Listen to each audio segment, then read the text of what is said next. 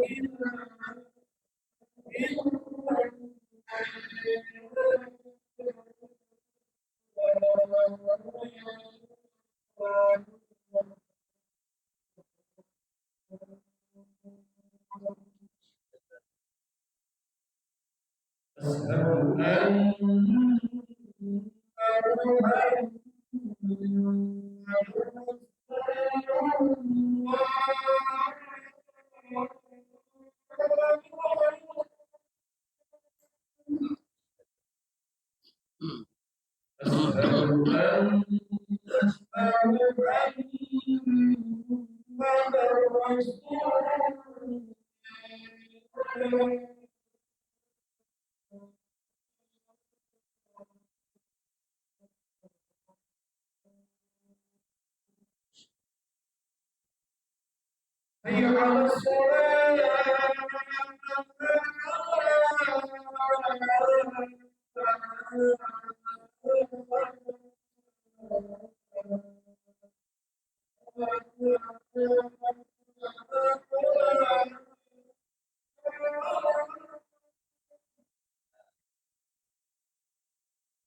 Hayya 'alas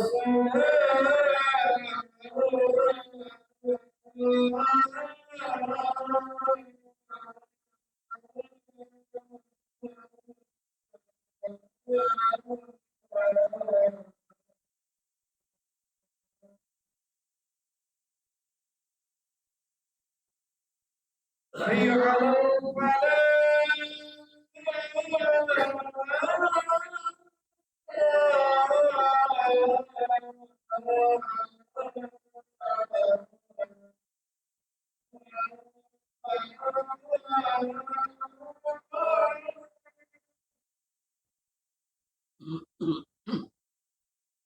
Hayya 'alal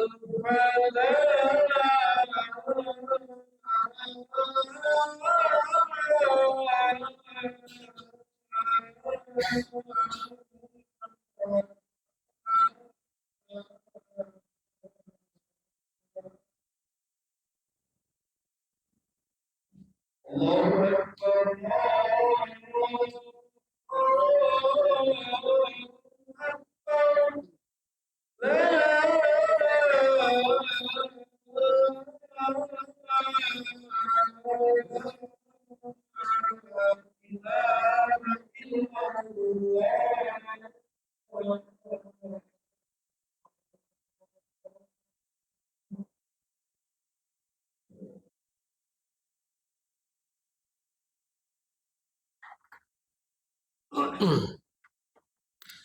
Alhamdulillah alladzi khalaqal mauta wal hayata liyabluwakum ayyukum ahsanu amala wa huwal azizul ghafur.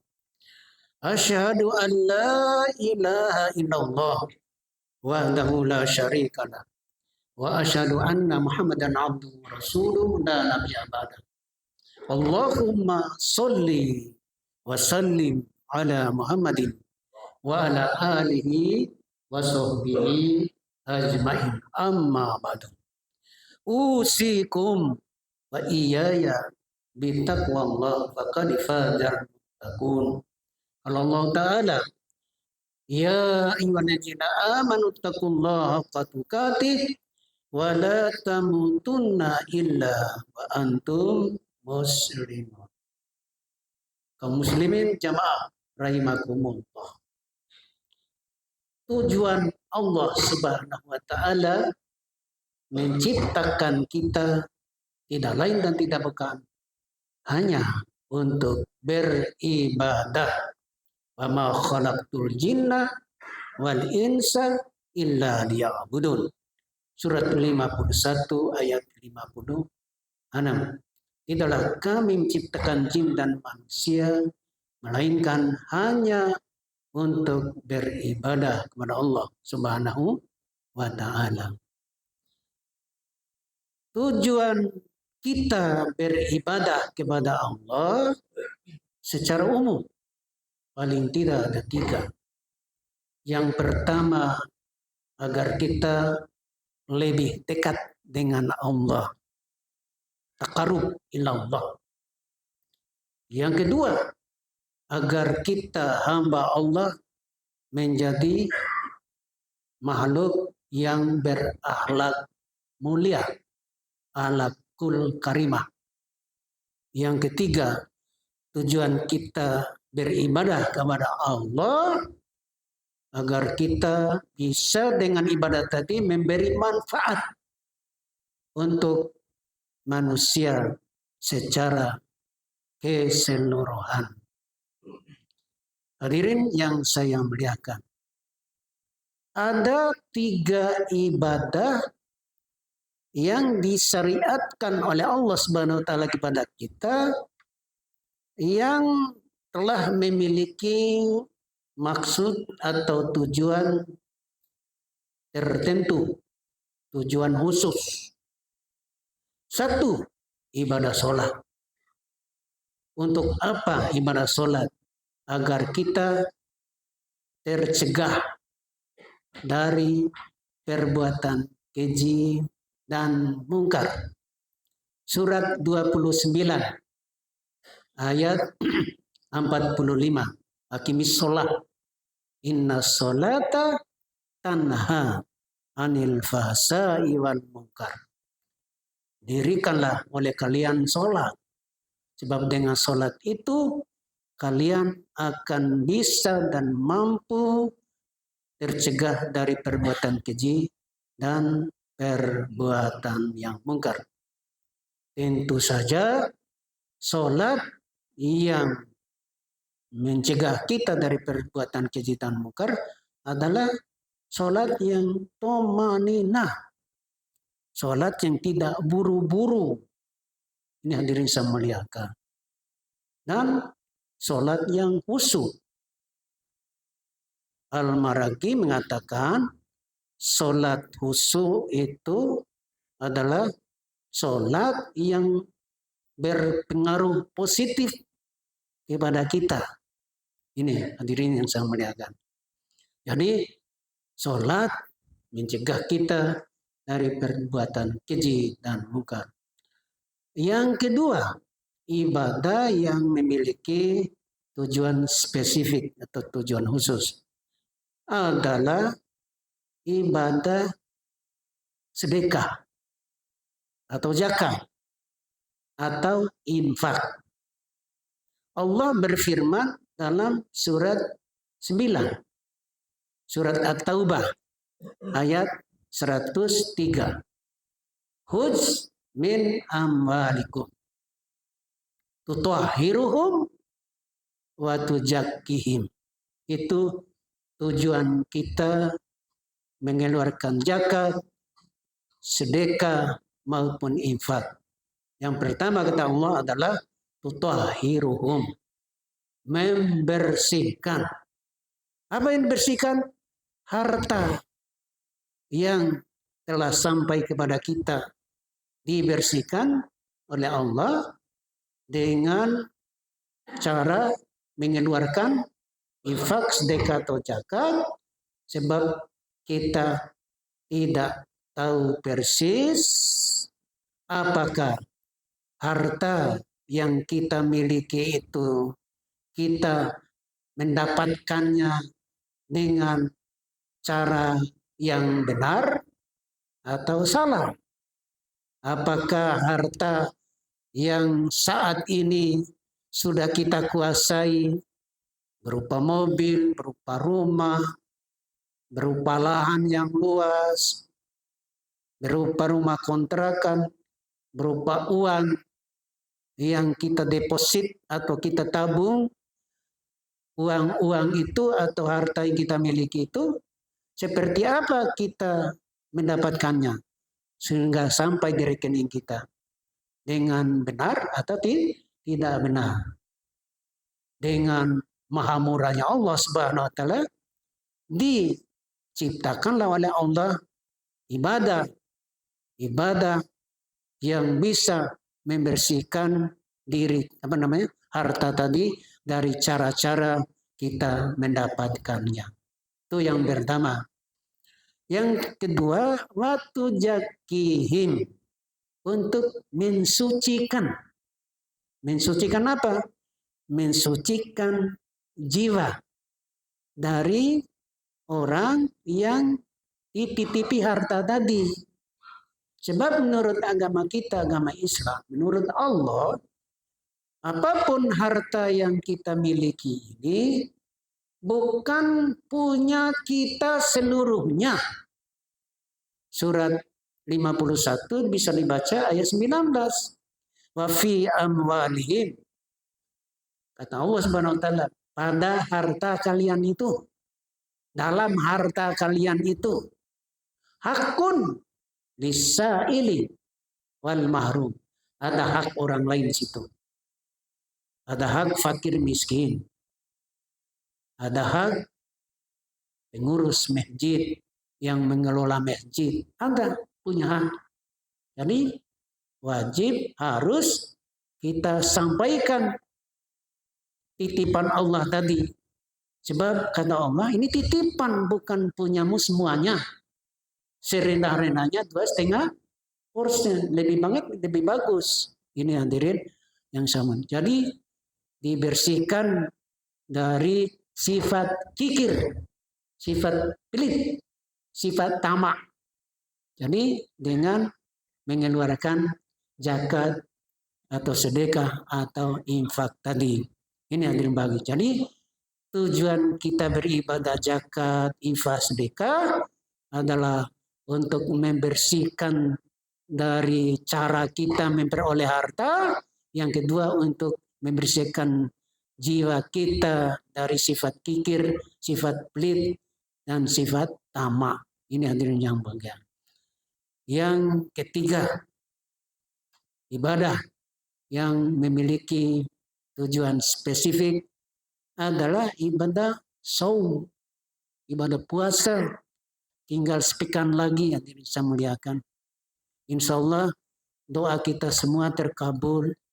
Sebelum dulu tahun yang lalu kita lepas Ramadan, kita berdoa, ya Allah, sampaikanlah kami di bulan Ramadan-Mu yang akan datang. Insya Allah sampai kita. Ini hadirin bahagia. Jadi Allah menciptakan atau mensyariatkan ibadah puasa itu adalah la'allakum takun, supaya orang yang berpuasa itu memiliki sifat takwa.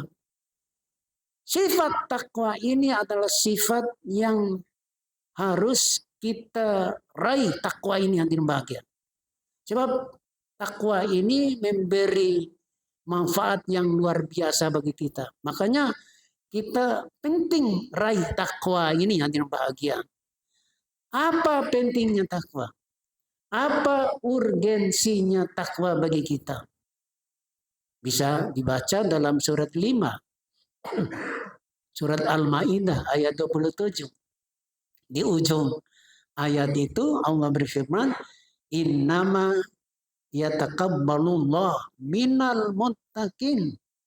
Kata Allah Subhanahu wa taala hanya, innama itu hanya menerima amal ibadah dari orang-orang yang telah memiliki sifat takwa. Itu artinya kalau kita belum bertakwa, ya kan, puasa kita tahun lalu belum membuahkan hasil takwa bagi kita, padahal ya di puasa itu mestinya kita bertakwa, tapi ternyata masih alhamdulillah Allah memanjangkan umur kita bertemu lagi dengan bulan Ramadan. Ini hadirin bahagia. Jadi takwa ini harus dicari, harus diraih dengan sungguh-sungguh agar amal ibadah kita diterima oleh Allah Subhanahu wa taala. Pentingnya takwa berikutnya, hadirin yang saya muliakan, bisa kita baca dalam firman Allah dalam surat 8. Surat Al-Anfal ayat 29. Itu sangat-sangat tegas. Apa kata Allah? Ya ayyuhallazina amanu. Allah berseru kepada orang-orang yang beriman. Setelah itu Allah berfirman, in tattaqullah. Coba. Kalau kamu, jika kamu telah memiliki sifat takwa. Kalau kamu bertakwa. Kalau kita bertakwa dari hasil puasa yang sudah kita lakukan berpuluh-puluh tahun dan bahagia. Kita memiliki sifat takwa. Apa hadiah yang diberikan oleh Allah Subhanahu wa taala kepada kita? Yang pertama, kata Allah adalah Allah memberikan kita furqan. Ya ja'alnahu furqanan. Akan Allah berikan kepada kita yang bertakwa itu furqan. Apa itu furqan? Furqan adalah kemampuan yang diberikan oleh Allah kepada kita. Kita dapat membedakan mana yang benar, mana yang salah, mana yang baik, mana yang buruk, mana yang halal, mana yang haram. Ini takwanya hebat luar biasa. Diberikan oleh Allah kemampuan untuk membedakan. Oh ini haram, jangan diambil. Ini benar, ambil. Sebab manfaatnya luar biasa pada kita. Ini tidak benar, salah, tinggalkan. Ini hadirin yang saya muliakan. Dengan kata lain, bahasa yang gampang untuk dicerna dan untuk bisa dimengerti oleh kita, saya bilang, jadi furqan itu adalah kemampuan untuk membedakan yang benar, yang salah. Itu artinya Allah memberi hidayah atau membimbing hidup kita. Dengan kata lain, kalau kita terjemahkan, in tattaqullah yaj'al lakum furqanan, kalau kamu bertakwa, maka Allah akan membimbing hidupmu ketika kita berada di dunia ini. Jadi kalau kita hidup kita selalu dibimbing oleh Allah, apa yang kita ucapkan pasti benar. Pasti tidak menyinggung perasaan orang. Pasti tidak mengandung fitnah dan seterusnya. Sebab kalimat yang keluar dari kita adalah kalimat yang dibimbing oleh Allah. Apa yang dipegang oleh kita pasti benar. Gak mungkin Allah membimbing kita ke arah yang tidak benar. Ini hanya pasti kaki melangkah kita pasti langkah yang benar. Sebab tidak mungkin Allah Subhanahu wa taala membimbing kita kepada yang tidak benar. Begitu juga ketika kita melihat sesuatu, pasti manfaatnya besar bagi kita untuk menambah iman dan keimanan kita kepada Allah Subhanahu wa taala. Begitu juga yang kita dengar. Yang kita dengar pasti yang kita dengar itu bermanfaat untuk kita yang mendengarkan itu. Mungkin berupa nasihat, mungkin berupa tilawah Al-Qur'an. Baru dengar ayat itu, ya kan? Apalagi ada terjemahannya. Itu membuat kita menjadi orang yang berimannya, tambah imannya. Bukankah di ayat 2 surat 8 tanda-tanda orang yang beriman, imannya yang hebat itu adalah apabila dibacakan kepadamu Al-Qur'an maka hatinya bergetar. Dan apabila dia membaca Al-Quran, imannya bertambah. Jadathum imana. Ini hadirin yang saya muliakan. Orang yang bertakwa pasti berhati-hati. Tidak akan mungkin mau memakan, meminum yang haram.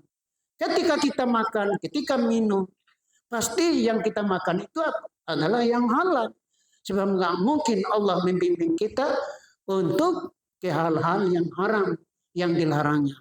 Ini hadirin yang saya muliakan. Jadi furqanan itu bisa berupa bimbingan Allah dalam hidup dan kehidupan kita. Ini yang bahagia. Yang berikutnya, ayat berikutnya, sambung dari ayat itu, wa yukaffir anhum sayyi'atihim. Allah, kalau kita bertakwa, Allah akan menghapus segala kesalahan yang telah kita lakukan. Kemudian yang ketiga, sambung dari ayat itu, wa yaghfir lakum. Allah pasti akan mengampuni segala dosa-dosa kita. Kalau kamu bertakwa, ini adil bahagia. Kalau dosa kita telah diampunkan oleh Allah Subhanahu wa taala, kemudian kita nggak tahu, tiba-tiba dipanggil oleh Allah Subhanahu wa taala. Di saat kita punya sifat takwa, salah satunya dosa kita akan diampunkan oleh Allah. Apa yang terjadi? Meninggal dalam keadaan husnul khotimah. Pasti husnul khotimah itu akan menuju surga. Ini saja yang bisa saya sampaikan. Mudah-mudahan ada manfaatnya untuk kita semua.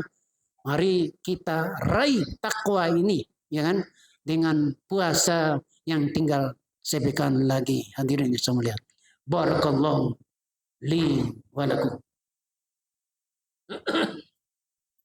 Allahumma shalli ala sayyidina Muhammad wa ala ali sayyidina Muhammad.